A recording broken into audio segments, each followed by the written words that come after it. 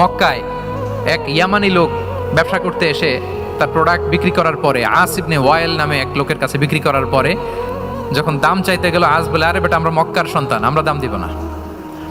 তো সে ভাবলো হয়তো আমার সাথে ঠাট্টা করেছে, হজের মৌসুম যাক, বেচাকেনা শেষ করে যাওয়ার পথে দামটা নিয়ে যাব।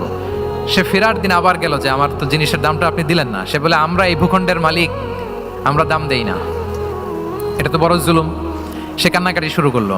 তার এই কান্নাকাটি দেখে আল্লাহ রাসূল সাল্লাল্লাহু আলাইহি ওয়াসাল্লাম, ওনার চাচা জুবাইর ইবনে আব্দুল মুত্তালিব সহ ইয়াং স্টার যারা আছে, দ্য ইয়ুথ অফ মক্কা, তাদের সবাইকে নিয়ে একটা সোসাইটি করলেন। এই যে আমরা হালাফুল ফুদুলের নাম শুনি না, যেটা বাংলায় আমরা কি বলি, হিলফুল ফুজুল, এই নামে তো অনেক সংগঠন আছে বাংলাদেশ, কি বলেন? যুবকরা কোনো সংগঠন করলে কমনলি এই নামটা পছন্দ করে, হিলফুল ফুজুল। আসলে এটার মূল নাম ছিল হালাফুল মুত্তাইয়িবিন। তিব মানে হচ্ছে রং। রাসূল সাল্লাল্লাহু আলাইহি ওয়াসাল্লাম সবাই মিলে, তখন জাহিলি যুগে একটা কালচার ছিল, বালতি ভর্তি রঙের ভেতরে হাত ঢুকিয়ে দিত, দিয়ে এই রং সমেত হাতটা তারা পাথরের মধ্যে লাগাতো, সবার হাত ওইখানে দিত, মানে আমরা হাতে হাত রেখে কমিটেড, আমরা ঐক্যবদ্ধ হলাম।